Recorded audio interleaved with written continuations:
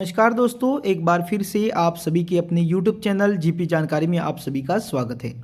दोस्तों, अगर आप ग्राम पंचायत चुनाव 2025 में सरपंच के रूप में या और वार्ड पंच के रूप में अगर चुनाव लड़ना चाहते हैं तो आपको इन नियमों का ध्यान रखना है। साथ ही ग्राम पंचायत चुनाव 2025 में किन नियमों में बदलाव हो सकता है, इन सभी प्रकार की जानकारी आपको इस वीडियो के माध्यम से आपको बताने वाले हैं। साथ ही आज मैं जो आपको नियम बताने वाला हूँ, यह नियम पहले से ही चलते आ रहे हैं। इन नियमों में फिलहाल 2025 के अंदर भी बदलाव नहीं किया जाएगा। साथ ही किन नियमों के अंदर यहाँ पर बदलाव किया जा सकता है, इसके बारे में जानकारी बताने वाला हूँ। साथ ही अगर आप पढ़े लिखे हैं, अगर आप 10वीं पास है या फिर 8वीं पास है, तो आपके लिए एक और खुशखबरी आ सकती है। उसके बारे में भी जानकारी आपको इस वीडियो के माध्यम से बताने वाला हूं, तो आपको ये वीडियो अंत तक जरूर देखना है। पर इससे पहले दोस्तों, आपने इस चैनल को सब्सक्राइब नहीं किया है तो चैनल को सब्सक्राइब कर लेना है, जिससे आने वाली सारी अपडेट आपको रोजाना देखने को मिलती रहे। सबसे पहले आपको बता दूं कि जो पहला नियम सबसे पहले लागू किया जाता है एक वार्ड पंच चुनाव लड़ने के लिए या सरपंच चुनाव लड़ने के लिए, वो है आपको जिस ग्राम पंचायत से सरपंच का चुनाव या वार्ड पंच का चुनाव लड़ना चाहते हैं जो भी, आप उस गांव के मतदाता सूची वोटर लिस्ट में आपके नाम होना जरूरी है, नहीं तो आप उस उम्मीदवारी नहीं कर सकते हैं। यानी कि मैं आपको नॉर्मल भाषा के अंदर बताऊं कि अगर आप उस ग्राम पंचायत में, जिस भी ग्राम पंचायत के आप हैं, उस ग्राम पंचायत के अंदर अगर आप चुनाव लड़ना चाहते हैं तो उस ग्राम पंचायत के अंदर आपका वोटर लिस्ट का नाम होना जरूरी है। यानी कि वोटर लिस्ट जो है उस ग्राम पंचायत के अंदर, उसमें आपका नाम होना चाहिए। यानी कि आप अपनी ग्राम पंचायत से ही चुनाव लड़ सकते हैं। पर यहाँ पर एक और भी नियम है जिससे कोई भी व्यक्ति किसी भी ग्राम पंचायत से भी चुनाव लड़ सकता है। तो ये नियम क्या है, उसकी जानकारी मैं अगले दौर में बताने वाला हूँ, अगले वीडियो के अंदर बताने वाला हूँ, या फिर अगले उस टाइप में बताने वाला हूँ। तो आप देखिएगा, सभी उम्मीदवारों को जैसे सरपंच, जिला पंचायत सदस्य या अन्य उम्मीदवारों को शपथ पत्र भरना जरूरी है, जिसमें उसको न्यायालय के झगड़े, न्यायालय के वाद विवाद आदि को शपथ पत्र में भरना पड़ेगा। अगर उस व्यक्ति पर किसी भी प्रकार का मुकदमा चल रहा है तो उसका भी उल्लेख करना होगा। यानी कि इसमें क्या है कि अगर आप सरपंच चुनाव, वार्ड पंच चुनाव लड़ना चाहते हैं तो आपके ऊपर कोई केस चल रहा है, चाहे वो झगड़े का केस हो, चाहे वो झगड़े का केस हो चुका हो, समाप्त हो चुका हो, पहले आपने सजा काट ली है, चाहे वो झगड़े का केस अभी नहीं चल रहा है, उसका निपटारा जो कहते हैं वो हो चुका है, फिर भी आपको अपने जो सरपंच का आप नामांकन दर्ज करेंगे उसके अंदर आपको यहाँ पर पूरी वाद विवाद जुड़ी जानकारी आपको देनी होगी कि आपके ऊपर केस हुआ था, कब हुआ था, किस लिए हुआ था, सारी जानकारी आपको वहाँ पर भरनी होगी। तो वो आसान प्रोसेस है, ज़्यादा बड़ा नहीं होता, इसमें कॉलम ही होते हैं। तो 4-5 कॉलम के अंदर आपको टिक करना है, जिससे आपका ये काम हो जाएगा। अब दूसरी बात आते हैं, निचली अदालत में सजा काटने वाला व्यक्ति चुनाव नहीं लड़ सकता है, परंतु अगर उस व्यक्ति की अपील ऊपरी अदालत में लंबित है तो वो चुनाव लड़ सकता है। तो अब आपको बता दूं, बहुत सारे ये लोग सोचते होंगे कि सर, क्या हम यहाँ पर जेल के अंदर होते हैं तो क्या चुनाव लड़ सकते हैं? तो यहाँ पर आपको बता दूं, अगर कोई व्यक्ति निचली अदालत के अंदर जेल में सजा काट रहा है और उसकी जो अर्जी है वो बड़ी अदालत में, यानी कि वो कह रहा है कि मैं बेकसूर हूँ, मैंने कोई गुनाह नहीं किया है, तो अगर आपको लगता है कि वो जानबूझ कर के उसको फंसाया जा रहा है, और जो उसने अर्जी लगाई है बड़ी अदालत को, यानी कि ऊपरी अदालत को, हाई कोर्ट को अर्जी लगाई, और हाई कोर्ट में उसकी जो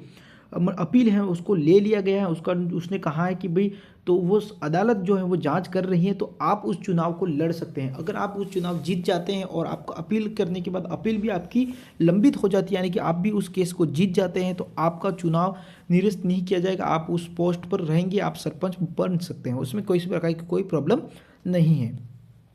चुनाव लड़ रहे सभी प्रत्याशियों पर पंचायत की किसी भी प्रकार का टैक्स, बैंक के टैक्स बकाया नहीं होना चाहिए। इसके लिए ब्लॉक पंचायत से बना अदेयता प्रमाण पत्र प्रस्तुत करना पड़ता है। यानी कि आपको बता दूं कि अगर कोई व्यक्ति सरपंच का, वार्ड पंच का चुनाव लड़ना चाहते हैं तो उस पर बैंक का कोई टैक्स, पंचायत का कोई टैक्स यहाँ पर बकाया नहीं होना चाहिए। बहुत सारे आप जानते हो कि ग्राम पंचायत के अंदर बहुत सारे टैक्स लिए जाते हैं, बहुत सारे किराया लिया जाता है। तो अगर आपकी भी ऐसा कोई टैक्स बकाया है ग्राम पंचायत का, ब्लॉक स्तर का, तो आपको अपना अदेयता प्रमाण पत्र जमा कराना होगा कि मुझ पर, यानी कि मेरे पर किसी प्रकार का कोई टैक्स टैक्स जो है वो बकाया नहीं है, मैंने सभी टैक्स को जमा करा दिया है, या फिर मैंने कभी भी किसी प्रकार का कोई लोन नहीं लिया है। और एक और बड़ी जानकारी बता दूं कि कोई भी व्यक्ति पहले से ही कर्जे के अंदर डूबा व्यक्ति है तो वो चुनाव नहीं लड़ सकता। यानी कि अगर कोई व्यक्ति ने 10 लाख से ज़्यादा का लोन ले रखा है तो वो चुनाव नहीं लड़ सकता। आपको जानकारी बता दूं, पर वो चुनाव तब लड़ सकता है जब उसने कोई ऐसी चीज़ उसके पास है जो कि करोड़ों की होगी या लाखों की होगी, और उसने उसको गिरवी रखकर पैसा लिया है, तो वो चुनाव लड़ सकता है। इसमें किसी प्रकार की कोई प्रॉब्लम नहीं है।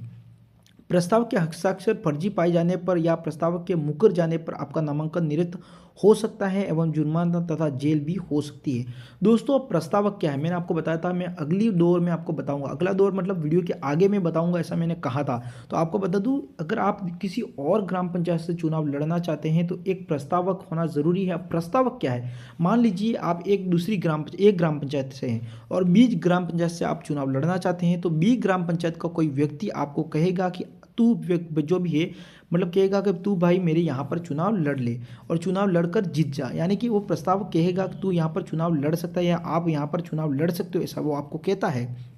देखिए मैं आपको यहाँ पर ये समझाने के लिए तू और आप शब्द का प्रयोग किया है, तो आपको मत नहीं लेना है कि भाई मेरे को ये कह रहे हैं तू आप कह रहा है, तो आप मैं आपको ये बताने चाहता हूँ कि इस तरह से कैसे समझ सकते हैं। एक ग्राम पंचायत का व्यक्ति बी ग्राम पंचायत में एक प्रस्तावक के रूप में यहाँ पर चुनाव लड़ सकता है, पर अगर प्रस्तावक मुकर जाता है कि नहीं मैंने इस व्यक्ति को नहीं कहा है या फिर उसने ऐसा मतलब उसने मेरे पर दबाव डालकर मुझे ये करवाया है, तो फिर आपका जो नामांकन है वह निरस्त किया जा सकता है और साथ ही आपको भी जेल होगी और उसको भी जेल होगी। उसको तो ज़्यादा जेल नहीं होगी पर आपको जेल हो सकती है, तो आपको ये भी ध्यान रखना है, ठीक है। शपथ पत्र में दी गई सूचना या जानकारी प्रमाण पत्र गलत पाए जाने पर नामांकन निरस्त कर दिया जाएगा, उसी उम्मीदवार को वोट देने का अधिकार भी जा सकता है। अब ये बहुत बड़ा नियम है, शपथ पत्र में दी गई सूचना, जो भी हम सूचना पढ़ते हैं कि मेरे पर किसी प्रकार का कोई केस नहीं चल रहा है, मैंने अदेयता प्रमाण पत्र जमा करा दिया है, मैंने अभी तक किसी प्रकार का कोई मतलब सज़ा नहीं काटी है, मेरे पर किसी प्रकार का कोई किराया बाकी नहीं है, ना ही मैंने किसी प्रकार का कोई गबन किया है, तो आपने जो जानकारियाँ दी है अगर वो सही हैं और सही है तो इसके बाद आपका जो नामांकन प्रमाण पत्र है वो ले लिया जाएगा। अगर आपने का जानकारी कोई गलत पाई जाती है तो फिर आपके ऊपर कार्रवाई की जाएगी और साथ ही आपका जो वोट देने का अधिकार है वो भी उस 5 साल में अंदर जो वोट आएंगे उसमें आप वोट नहीं कर पाएंगे, तो आपका 5 साल के लिए आपका वोट देने का अधिकार भी यहाँ पर चला जा सकता है। तो दोस्तों अगर आपको ये जानकारी सही लगी तो आपको इस वीडियो को लाइक करना है और चैनल को सब्सक्राइब करना है। अब दूसरी जानकारी है यहाँ, अगर आप पढ़े लिखे हैं तो यहाँ पर इस बार शायद हो सकता है कि सरपंच के लिए 10वीं पास और वार्ड पंच के लिए 8वीं पास यहाँ पर हो सकता है। फिलहाल अभी तक ये नियम लागू नहीं किया गया है, ना ही यहाँ पर चुनाव आयोग ने किसी प्रकार की कोई जानकारी दी है, पर मुझे लग रहा है कि इस बार चुनाव में किसी प्रकार का फेरबदल हो सकता है। तो वीडियो देखने के लिए आपका धन्यवाद। जय जवान जय किसान।